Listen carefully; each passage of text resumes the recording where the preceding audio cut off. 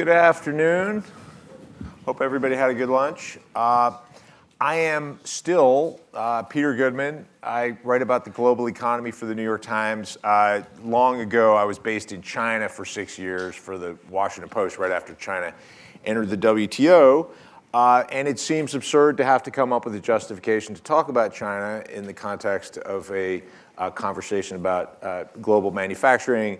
But obviously no conversation about the supply chain or manufacturing is complete without the significant questions surrounding China.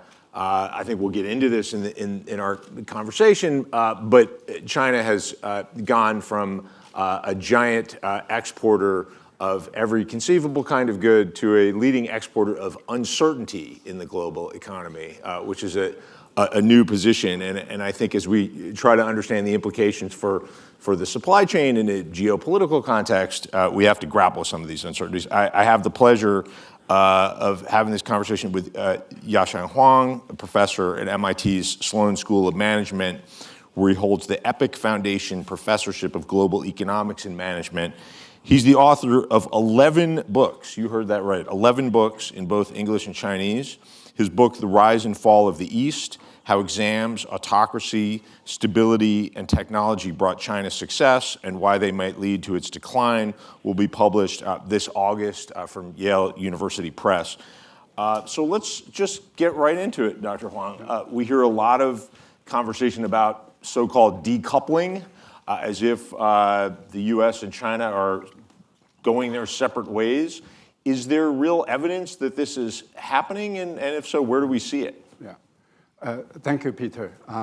So let me also say from Chinese perspective, they are also the largest importer of uncertainty as well. So just that's a good point. They may run a slight surplus, but that's a very it's good not. point. Yeah. So in terms of real evidence, the real evidence is not in the form of really substantial macroeconomic data, industrial data. What we have seen is that if you talk to business executives operating in China, they will say that they have a China plus one strategy. Essentially, the essence of that strategy is that they are going to keep the production serving the Chinese market for sure in China. But as you said, that China is a big exporter of many, many products. They are thinking about locating new facilities that serve the rest of the world in a plus country, right? So then the plus country usually comes down to a few of them, Vietnam, India being one of them. Apple 14, for example, part of it is manufactured in India, and I see that production only to rise rather than stay stagnant. Without the geopolitical tensions and without the kind of the domestic issues going on in China, we can go into that later on. I think Apple 14 in a counterfactual scenario without the politics and geopolitics would have stayed in China. The Foxconn is in China. Foxconn is if you ask for an honest opinion from Apple, who is really responsible for the iPhones in our hands, it is Foxconn, right? And so where Foxconn goes, then the production of iPhones comes from that particular location. So that's the kind of scenario. Decoupling is a rather expensive term and broad, vague term. I don't think we can ever really decouple, and I don't really see a strong either a political rationale or economic rationale for a complete decoupling. But just from a sort of business decision-making, you do want to diversify, right? So it is not you can make a business case for a degree of diversification, and plus the economic and political issues, then that business case becomes stronger rather than weaker. Let's drill down into that Apple example, because I take your point that absent geopolitics, that's a successful model for Apple. They wouldn't have been looking to undo it. So many things have happened. We've had zero COVID, followed by protests and an abrupt lifting of zero COVID. We've had the shipping crisis and dramatic increase in the cost of shipping. We've had the Trump, now the Biden tariffs. We've had questions around Taiwan. We've got the CHIPS Act and the implications in terms of the conflict over advanced technology. Like if you're Apple and you're making the decision to diversify and try to move part of your supply chain out of China, which of those things, or maybe something I haven't named, is the thing that finally pushes you to spend real money to do it? So let me say one thing that you have not named, which is often cited in the business press as a factor for Apple moving away from China. It is the rising wage costs in China. The reason why, sort of analytically, that's not really the driver, is that explains the migration of production facilities within China. It doesn't explain the migration of production facilities going beyond China. Right? Apple did that. Apple had a massive manufacturing operation in Guangdong province, and then they established a new factory in Henan. So that's because the labor costs in Guangdong province were rising substantially because of the demographic pressures and also because of just the rising GDP. So then the facility didn't migrate, but they set up a new facility in the lower cost region, right? So think about Massachusetts. The rising costs here do not necessarily drive you all the way to Asia. It may drive you to Alabama, it may drive you to those regions. So the geopolitics and the tariffs and those factors you cited are the ones collectively, I would argue, it's hard to single out just one of them. Collectively, they contribute to this sort of China plus strategy, right? But on the other hand, as we know in basic economics, the circular flow of money is that rising costs also mean rising income. So essentially, the production costs are rising, but the market is also growing as well. So that's not a market you want to give up, right? And so that explains the China plus strategy. You don't really hear a lot of opinions that we're going to move out of China completely, totally. I mean, unless there's a war and something like that. But the kind of geopolitical shocks you have cited so far have not been able to kind of move everything out of China. But it sounds like, though, there's a reorientation around what you do with your capacity in China. So now you use it to serve the domestic market, and then you use some outside place, and we go regional. Yeah, so if you look at how the FDI, foreign direct investment numbers are accounted for, when you say U.S. receives $10 billion of FDI, China receives $10 billion of FDI. It doesn't mean that all of that $10 billion come from overseas. It just means reinvested earnings, right? So what we see is that the reinvested earnings within China are probably on the declining trend, right? And it doesn't mean that the new money failed to arrive. It's just that you stop reinvesting the earnings that you have made, and then you sort of allocate those capital in a third country. But we have heard from executives that they don't want to do that yet, right? So it will be an interesting question, and I don't have the answer to that question. What type of industries are more likely to move? What type of industries are less likely to move? I think companies like Apple, they are very much in the limelight. Politicians, go after them. Maybe those companies are probably going to make the first move, or among the first. And then, I mean, to your point, industries that are less in the limelight, smaller apparel players, tier one autos, or suppliers to tier one auto suppliers. Like, well, what happens to that? Well, so what you do see, although I cannot produce systematic evidence, what you do see is that usually those guys are Chinese companies, right? So they are the suppliers to multinational corporations. You also are beginning to see the evidence that they are moving too. Right. So essentially, these can be third-tier suppliers, second-tier suppliers. They are thinking about Vietnam. They are thinking about Southeast Asia. Some of them are even thinking about India, which is a little bit difficult for them. But Southeast Asia, they can take. So this is, we're talking about the production side. There's also a capital side. Family offices are growing rapidly in Singapore. So the rich people in China who have made money in real estate, in manufacturing, they are looking at Singapore to establish family offices there. They're moving their capital to Singapore, right? And at some point, one way they deploy that capital is probably start a new factory. And just to come back to the point you're making about rising wages, I mean, which has been a topic of conversation for 20 years in China, in terms of factories moving from places like Guangdong to the interior provinces like Hunan or Sichuan.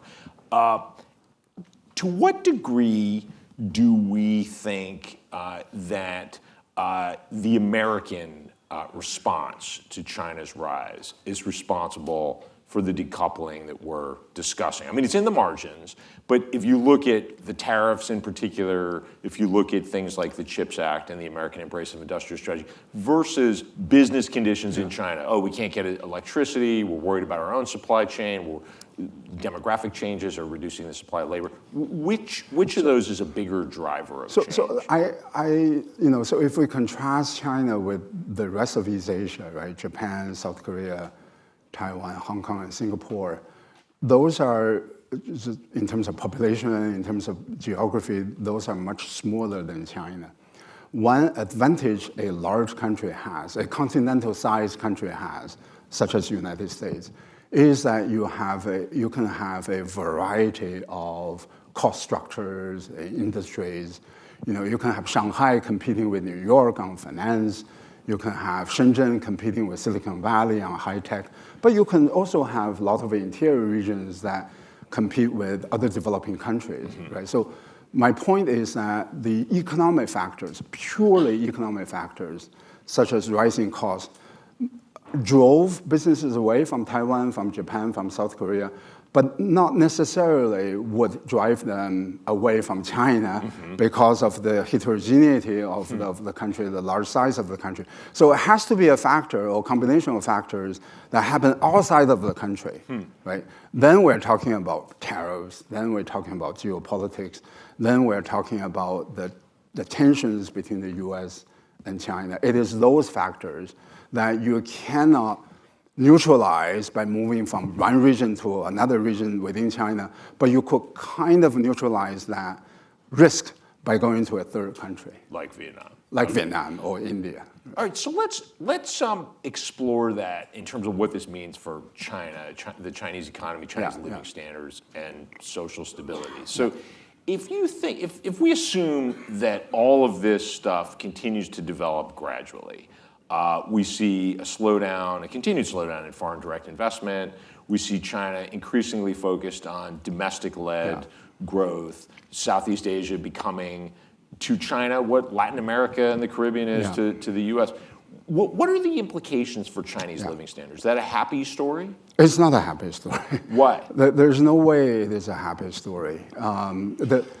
If you look at Chinese GDP, about 27% of that is in manufacturing. U.S. is 12%. So manufacturing is still a substantial chunk of Chinese economy, even though it has declined. The reason why it is not a happy story is because if you look at how much China exports and how much they import, and very often, sometimes we hear macroeconomic discussions about the surpluses and deficits. So essentially the difference between export and import. That is a macroeconomic discussion, but it's not a microeconomic discussion. The microeconomic discussion is the sum of these two numbers rather than the difference between these two numbers. The sum of these two numbers is massive, nearly 40% of the Chinese GDP, right? So the tariff and the geopolitical tensions, the nature of those shocks is that they reduce your exports and they reduce your imports simultaneously, right? So essentially you are going to see something now that is 40% of the GDP going down, and that has massive implications for employment and for income generation. So the external sector for China is incredibly important. Right? Don't ever be misled by the macroeconomic discussion, which is on the difference between the two. The difference between the two has declined from something like 10% to 2 to 3%, right? And then people say, oh, it's only 2 to 3% of the Chinese GDP. But if you add them up together, it's nearly 40%, right? So we're talking about jobs, we're talking about training, we're talking about the skills, and also those are good jobs in the Chinese context. But why did those jobs have to decline if domestic consumption, I mean, isn't there a huge amount of demand in terms of domestic consumption? No, but you think about this issue from both cost side and income side, right? So essentially what you do, what a lot of Chinese factories do is they process exports. Essentially the things that come in, they process them, they essentially produce them into final products. That, and then to be re-exported. Right. That part is most vulnerable to the China Plus strategy, right, because it's not for domestic market. Right. Once a lot of those things are gone, you're going to see a reduction of the income. Yeah. When you see a reduction of the income, that is going to drag down your domestic consumption. I see. So these things tend to go together, right? So good things go together, happy things go together. Right. Happy things don't go together with bad things. All right, so in a world where migrant workers leaving the interior, going to cities, suddenly finding it hard to find a job, that world, what are the implications just in terms of the party's ability to hang on to control, social stability? Yeah. What does China look and feel like in this scenario? So one of the biggest misconceptions that I would argue that the current leadership in China has is their belief that political stability is a function of control, whereas in reality, political stability is a function of economic growth. I mean, that's a fundamental difference in way that we think about political stability. This is, any government values political stability, but different governments kind of go about that issue in different ways. Deng Xiaoping believed that the CCP, the Chinese Communist Party, could maintain political stability by economic reforms, by economic growth, and economic reforms and economic growth require a good relationship with the West, right? And it's not an alliance relationship, but it has to be a working relationship. But if you believe that the control is the one that get you the political stability, then you think about that relationship very, very differently. You always think that the West is out to get you, the foreign business people are there to get you. So that has a very different policy implications coming from these two very different conceptions of how political stability is maintained. But I also believe that this is not the Mao Zedong era. Economics anywhere in China or in the United States is not a law of physics, gravity. You can violate economic laws, but only up to a point, and only for a certain period of time. My own view is that economic rationality will come back at some point. The reason is very simple. Chinese government is very expensive to operate, right? So this morning there were discussions about Chinese industrial policy, and those policies have to be funded. They cost a lot of money. These are the the definition of industrial policy is that these are costs that you put on today. Hopefully, in the future, you'll get the benefits. But the benefits are going to happen in the future. They don't happen today. So essentially, you need the fast GDP growth to generate the resources to carry out all these ambitious industrial policy programs. And the reason why China was able to do these things before is because their GDP was growing at 8%, 9% a year for 30 years. Right. Once that growth is gone, you think about the cost of industrial policy very, very differently, right? So my argument is that just for their own policy imperative, for their own political stability imperative, you have to take care of the economy, right? Its economy is stupid, and that applies with equal force in China. It's the old pedaling the bicycle metaphor. Yeah, it is. Well, that's right. So you kind of have to, and there's evidence that the Chinese government is now rethinking, maybe not at the wholesale level, but at the retail level, about adjustments to their economic policies. All right. It's a brief conversation. I think we got time for one, maybe two questions. I'm sorry. We have 5 minutes. All right, then I'm going to abuse my moderator's prerogative and force one more question on you. What are in the scenario where there's a slowdown in growth, declining living standards, lower incomes, less spending power? What does that do to the odds that the mainland attacks Taiwan, and what are the implications for the supply chain? Yeah. I taught that day, so I didn't go to that Politburo meeting. I think we still want your insights. Yeah. I have no idea. I think that's. I think. But what's your assumption? I mean, in terms of what the parameters of possible. I think things like launching a war against Ukraine, whatever. These are not driven by structural, fundamental parameters of a country. These are driven by idiosyncratic decisions of the decision makers. And so that's one. And the other is, I think in the West, we are more paranoid than necessary about that eventuality. If you look at the rhetoric of the current leadership on Taiwan, they are not that different from the previous leadership, and maybe a little bit more flair, but it's not directionally fundamentally different. The difference is that Xi Jinping has done so many other things, right, that don't necessarily have to do with Taiwan, but they accentuate this sense that he has this grand vision and ambition. The COVID control is an example, right? If you go to that extreme to control COVID, maybe you can go extreme in other policy arenas. I think just on Taiwan itself, I worry that the U.S. is deliberately provoking China.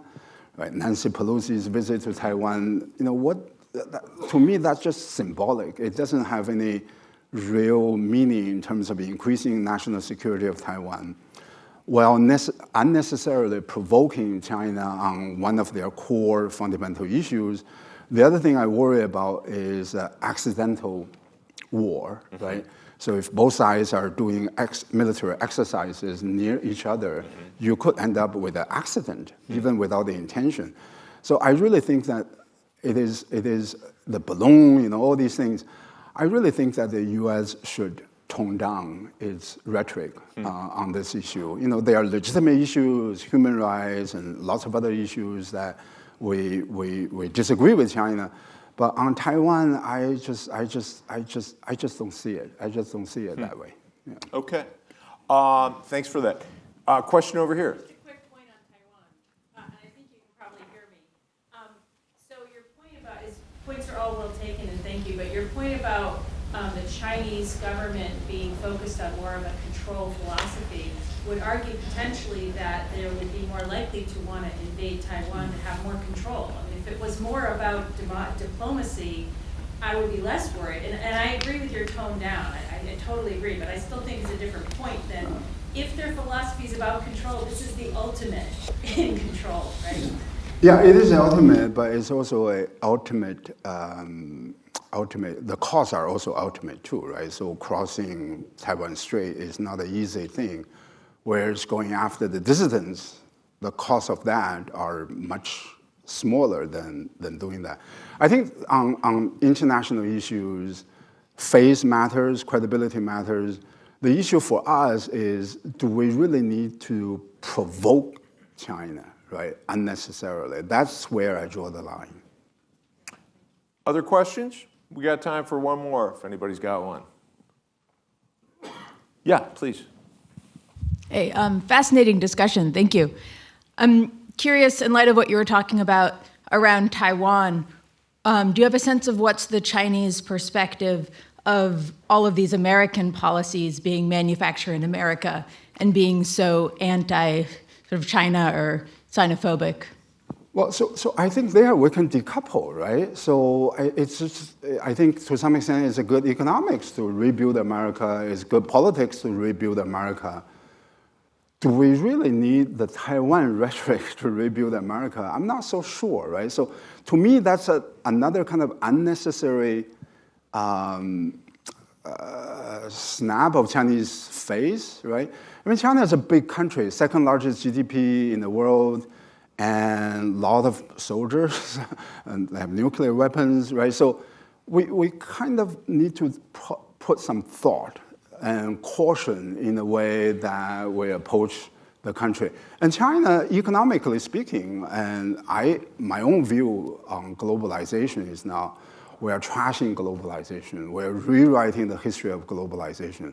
Globalization has provided so much benefit to Americans, including Americans. It has costs, it has benefits. Now our discussions and views are completely one-sided. And the country that is the bad person, bad boy in the globalization discussion is China. So you see this kind of coupling of China being tainted by their success of globalization. And I just think that's really wrong. I mean, there's an analytically correct way of diagnosing what's going on in China, and there's an analytically incorrect way, and we're on that incorrect path.